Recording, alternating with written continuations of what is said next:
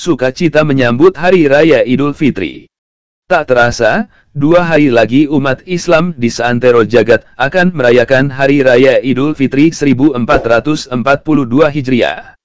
Inilah hari kemenangan bagi mereka yang berpuasa sebulan penuh di bulan Ramadan. Semua umat Muslim bersuka cita menyambut datangnya Hari Raya. Umat Muslim di berbagai tempat, daerah, dan negara memiliki tradisi masing-masing dalam menyambut datangnya Hari Raya Idul Fitri. Namun, intinya pada saat Hari Raya, setiap keluarga bisa berkumpul, saling mengunjungi, dan bersilaturahim, serta saling memaafkan. Agar Idul Fitri 1442 Hijriah benar-benar bermakna, sebaiknya seorang Muslim hendaknya memperhatikan adab berhari raya. Ilmu ketentuan akhir, pelindung kehidupan. Tingkat 1. Untuk kekuatan dan pengobatan. Dapat digunakan untuk membantu pengobatan penyakit non-medis dan medis pada manusia. Dapat digunakan untuk mendukung kegiatan usaha dan pekerjaan, dagang, bisnis, dan lain sebagainya. Dapat dipergunakan untuk kekuatan melawan atau melindungi keluarga dari ancaman atau gangguan, baik makhluk halus atau orang-orang yang berbuat jahat, dan lain sebagainya. Mendapatkan bermacam manfaat untuk diri sendiri, dan untuk orang lain sebagai kekuatan dan pengobatan. Tingkat 2. Untuk kekuatan dan pengobatan. Dapat mengesahkan hak ilmu pelindung kehidupan. Tingkat 1. Untuk ibu dan bapak kandung, istri atau suami, serta anak-anak kandung secara langsung tanpa syarat pengorbanan. Dapat mengesahkan hak ilmu pelindung kehidupan. Tingkat 1. Kepada orang lain dengan syarat dan ketentuan pengorbanan kepada Anda. Dapat digunakan untuk membantu pengobatan penyakit non-medis dan medis pada manusia. Dapat digunakan untuk mendukung kegiatan usaha dan pekerjaan, dagang, bisnis, dan lain sebagainya. Dapat dipergunakan untuk kekuatan melawan atau melindungi keluarga dari ancaman atau gangguan, baik makhluk halus atau orang-orang yang berbuat jahat, dan lain sebagainya. Mendapatkan bermacam manfaat untuk diri sendiri, dan untuk orang lain sebagai kekuatan dan pengobatan. Info lebih lanjut, kunjungi blog saya www.ilmupelindungkehidupan.blogspot.com atau www.suhanahbilamin.blogspot.com. Kontak saya, Zulkarnain Tajir.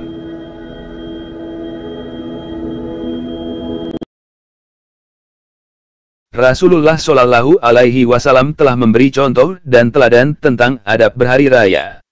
Dalam kitab Mau'izzatul Adab al-Islamiyah, Syekh Abdul Aziz bin Fathi As-Sayyid Nada menjelaskan adab berhari raya secara rinci. Lalu apa saja adab yang perlu diperhatikan saat berhari raya? Pertama, niat yang benar. Niat yang benar merupakan dasar dari semua urusan.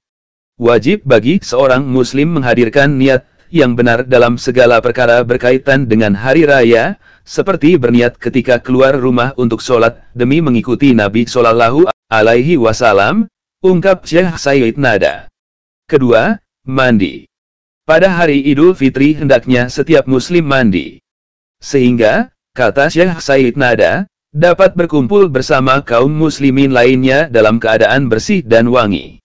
Diriwayatkan dari Ibnu Umar radhiyallahu anhu, bahwa ia mandi pada hari raya Idul Fitri, sebelum berangkat ke tempat sholat. Hadis riwayat Malik dalam kitab Al-Muwatta. Ketiga, memakai wewangian. Saat akan sholat Idul Fitri, hendaknya setiap muslim memakai wewangian dan dalam keadaan bersih. Keempat, memakai pakaian baru. Menurut Syekh Sayyid Nada, jika seseorang mampu, disunahkan memakai pakaian baru pada hari raya Idul Fitri. Hal itu menunjukkan rasa syukur atas nikmat yang diberikan Allah Subhanahu wa Ta'ala dan menunjukkan kegembiraan pada hari raya. Ibnu Umar radhiyallahu anhu memakai pakaian terbaiknya pada kedua hari raya. Hadis riwayat Al-Baihaqi.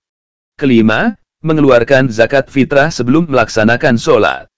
Sesuai dengan ajaran Rasulullah Shallallahu Alaihi Wasallam, seorang muslim hendaknya mengeluarkan zakat fitrah sebelum sholat untuk menggembirakan fakir miskin dan orang yang membutuhkan pada hari Id tersebut.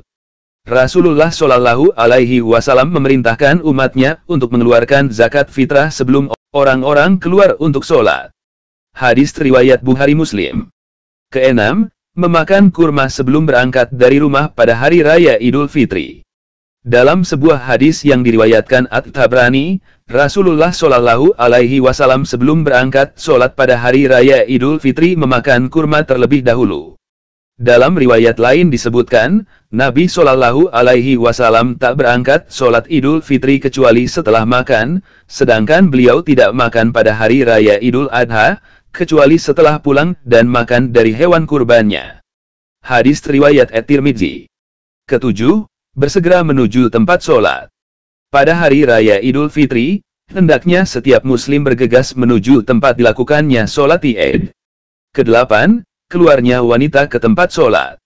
Menurut Syekh Said Nada, wanita dianjurkan untuk keluar menuju tempat sholat walaupun sedang haid. Sehingga, mereka dapat menyaksikan dan mendapat kemuliaan hari raya, serta merasakan kebahagiaan bersama orang lain. Meski begitu, hendaknya wanita yang haid memisahkan diri dari tempat sholat. Dalam sebuah hadis yang diriwayatkan Bukhari Muslim, Nabi Shallallahu Alaihi Wasallam memerintahkan gadis-gadis pingitan, anak-anak, serta wanita haid untuk keluar. Namun wanita haid yang menyaksikan kebaikan dan dakwah kaum mukminin, hendaklah mereka memisahkan diri dari tempat sholat. Kesembilan, anak-anak juga keluar untuk sholat. Ibnu Abbas radhiyallahu anhu berkata, aku keluar bersama Nabi Shallallahu Alaihi Wasallam pada hari raya Idul Fitri dan Idul Adha, kemudian beliau sholat dan berkhutbah. Hadis riwayat Bukhari Muslim. Menurut Syekh Said Nada, hendaknya anak-anak ikut keluar sehingga mereka ikut merasakan kebahagiaan hari raya, bersenang-senang dengan pakaian baru, keluar ke tempat sholat, dan menyaksikan jamaah kaum muslimin walaupun mereka tidak sholat karena masih kecil. Kesepuluh, keluar untuk sholat dengan berjalan kaki. Keluar berjalan kaki untuk sholat termasuk sunnah. Sebagaimana Nabi Shallallahu Alaihi Wasallam keluar pada 2 hari raya dengan berjalan kaki, sholat tanpa azan dan iqamat, dan pulang berjalan kaki melalui jalan lain. Hadis riwayat Ibnu Majah. Perbuatan inilah yang disukai selama tak memberatkan orang yang sholat. Ke-11, bertakbir dengan suara keras sampai ke tempat sholat.